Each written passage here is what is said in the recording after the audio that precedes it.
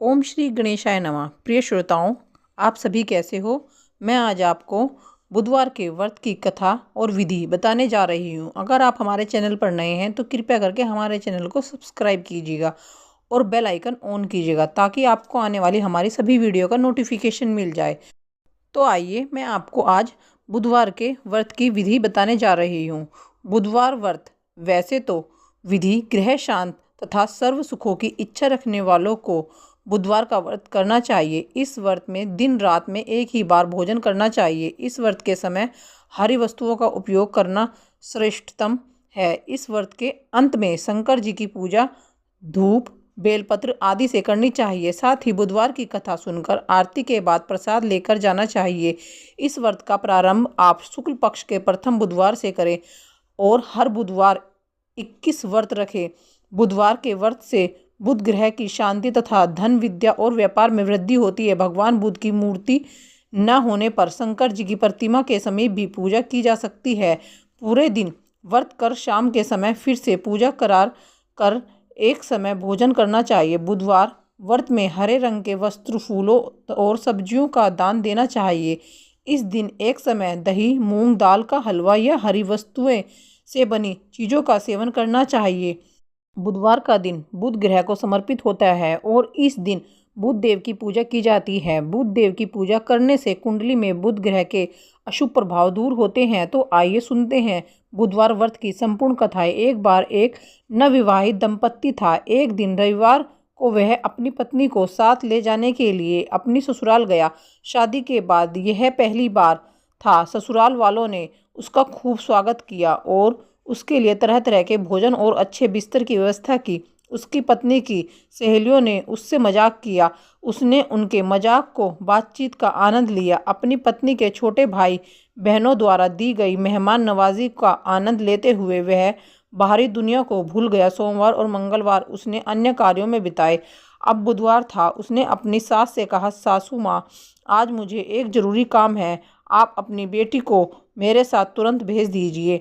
तब सासू माँ ने कहा, लेकिन आज तो बुधवार है और बुधवार को कन्याओं को ससुराल भेजना शुभ नहीं होता। ससुराल में बेटियों को भोजन इस दिन अशुभ माना जाता है, इसलिए आज मैं अपनी बेटी को नहीं भेजूंगी। मुझे बुध की कोई परवाह नहीं, वह मुझे कोई नुकसान नहीं पहुंचा सकता।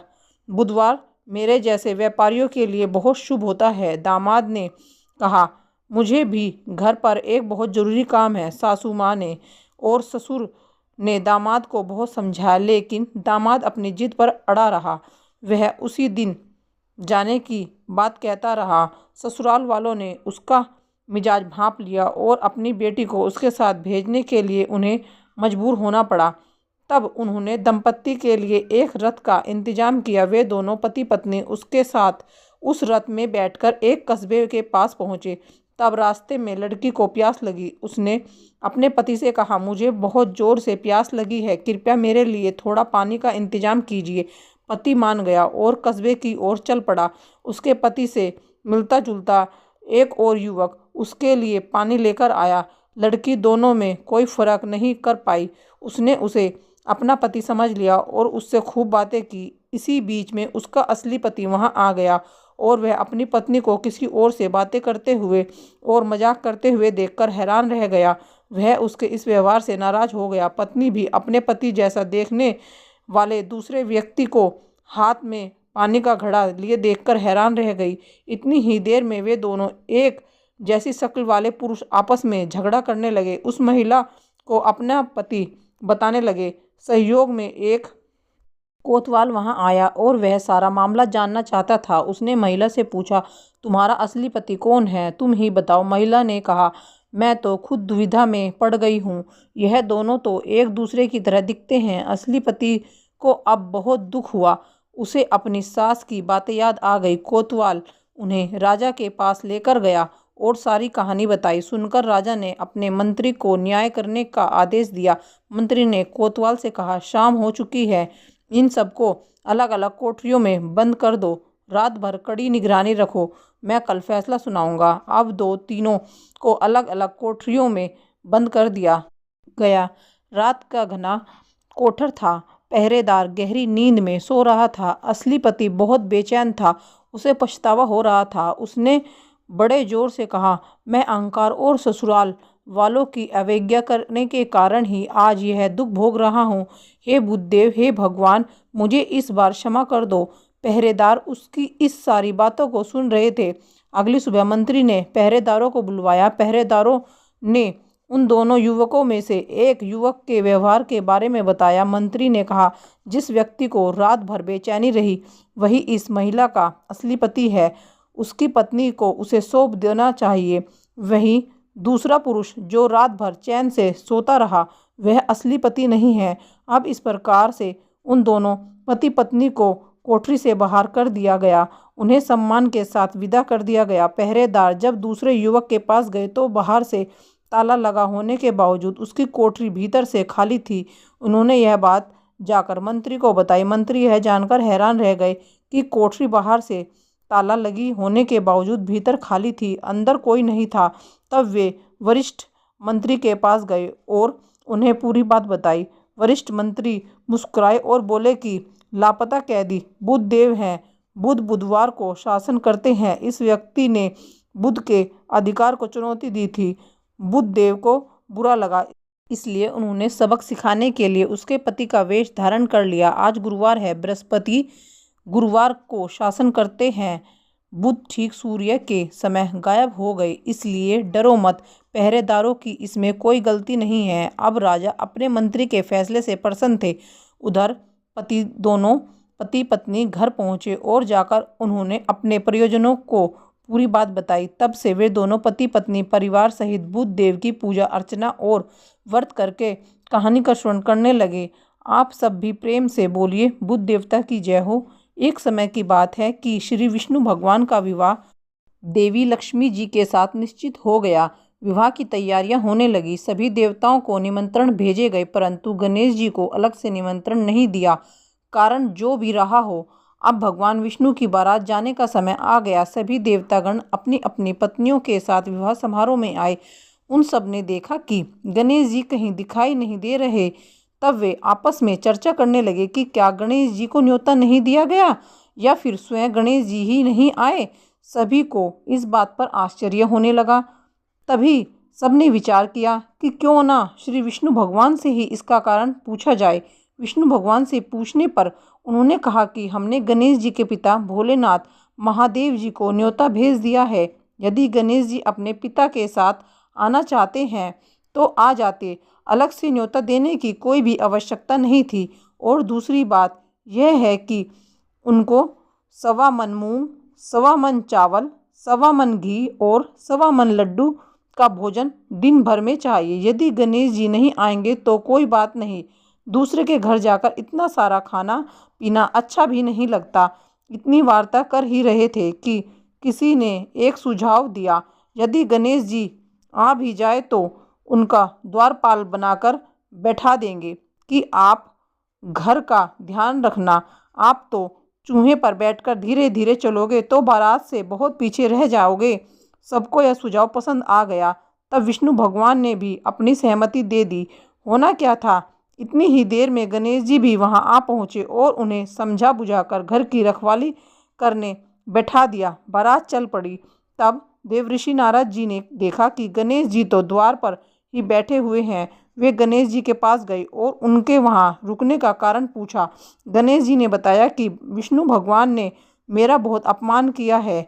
नारद जी ने कहा, आप अपनी मूषक सेना को आगे भेज दे तो वह रास्ता खोद देगी, जिससे उनके वाहन धरती में धंस जाएंगे। तब तो उन्हें आपको सम्मानपूर्वक बुलाना ही पड़ेगा। अब तो गणेश जी ने अपनी मूषक सेना जल्दी से आगे भेज दी और सेना ने जमीन पोली कर दी। उधर जब बारात वहां से निकली तो रथों के पहिए धरती में धंस गए। सब लाख कोशिश करे परंतु पहिए ना निकले। सभी ने अपने अपने उपाय कर लिए, किंतु पहिए तो नहीं निकले, बल्कि जगह जगह से टूट और गए। किसी की समझ में नहीं आ रहा था कि अब क्या किया जाए। तभी देवऋषि नारद जी वहां पहुंचकर कहने लगे, आप लोगों ने गणेश जी का अपमान करके अच्छा नहीं किया। यदि उन्हें मनाकर लाया जाए तो आपका कार्य सिद्ध हो सकता है और यह संकट भी टल सकता है। तब भगवान शंकर ने अपने दूत नंदी को भेजा और वे गणेश जी को लिवा कर लाए। फिर गणेश जी का आदर सम्मान के साथ पूजन किया। तब कहीं रथ के पहिए निकले। अब रथ के पहिए तो निकल गए, परंतु वे टूट फूट गए। उन्हें सुधारे कौन? पास ही के खेत में एक खाती काम कर रहा था, उसे बुलाया गया। खाती अपना काम करने से पहले श्री गणेशाय नमः कहकर गणेश जी की वंदना मन ही मन करने लगा। देखते ही देखते खाती ने सभी पहियों को ठीक कर दिया। तब खाती कहने लगा कि हे देवताओं, अपने सर्वप्रथम गणेश जी का नहीं मनाया होगा और न ही उनकी पूजा की होगी, इसलिए तो आपके ऊपर यह संकट आया है। हम तो मूर्ख अज्ञानी हैं, फिर भी पहले गणेश जी को ही पूजते हैं, उनका ध्यान करते हैं। आप लोग तो देवतागण हैं, फिर भी आप गणेश जी को कैसे भूल गए? अब आप लोग भगवान श्री गणेश जी की जय बोलकर जाएं तो आपके सब काम बन जाएंगे और संकट भी नहीं आएगा। ऐसा कहते हुए बारात वहां से चल दी और श्री विष्णु भगवान जी का देवी लक्ष्मी जी के साथ विवाह संपन्न कराकर सभी सकुशल घर लौट आए। हे गणेश जी महाराज, आपने श्री विष्णु का जैसे कार्य सिद्ध किया, वैसे ही सभी का कार्य सिद्ध करना। सभी प्रेम से बोलिए, विघ्नहर्ता भगवान गणेश जी की जय हो। हिंदू धर्म में गणेश जी को विघ्नहर्ता और मंगलकर्ता माना जाता है। गणपति बप्पा की कृपा प्राप्त करने के लिए गणेश चतुर्थी या गणेश भगवान की पूजा करते समय गणेश स्तोत्रम का पाठ अवश्य करना चाहिए। मान्यता है कि इससे सभी कष्ट और पीड़ा से मुक्ति मिल जाती है। पौराणिक मान्यता है कि सबसे पहले इस स्तोत्र का पाठ देवऋषि नारद जी ने किया था। तो चलिए अब आपको सुनाते हैं श्री गणेश जी का स्तोत्र पाठ का हिंदी अनुवाद। पार्वती नंदन देव श्री गणेश जी को शीश झुकाकर प्रणाम करके अपनी आयु कामना और अर्थ की सिद्धि के लिए उन भक्त निवास का नित्य प्रति स्मरण करें।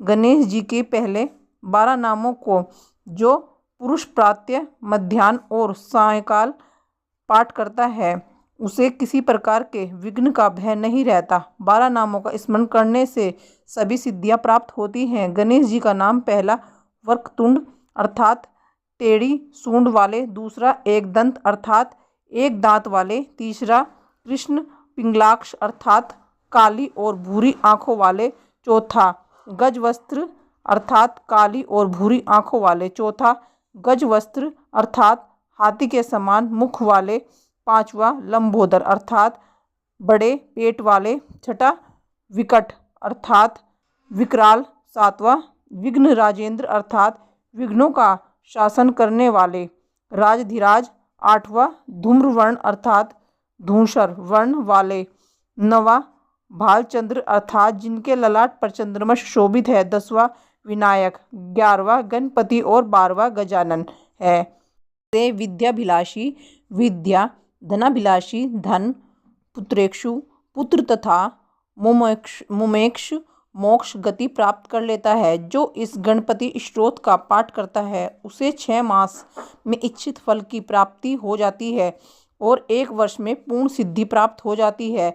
इसमें किसी प्रकार का कोई संदेह नहीं है। जो पुरुष इसे लिखकर 8 ब्राह्मणों को समर्पण करता है, गणेश जी की कृपा से उसे सब प्रकार की विद्या प्राप्त हो जाती है। बोलिए गणपति महाराज की जय। ओम श्री गणेशाय नमः। अगर आप हमारे चैनल पर नए हैं तो कृपया करके हमारे चैनल को सब्सक्राइब कीजिएगा और बेल आइकन ऑन कीजिएगा ताकि आपको आने वाले हमारे सभी वीडियो का नोटिफिकेशन मिल जाए। और कमेंट्स बॉक्स में श्री गणेशाय लिखना मत भूलिएगा। धन्यवाद।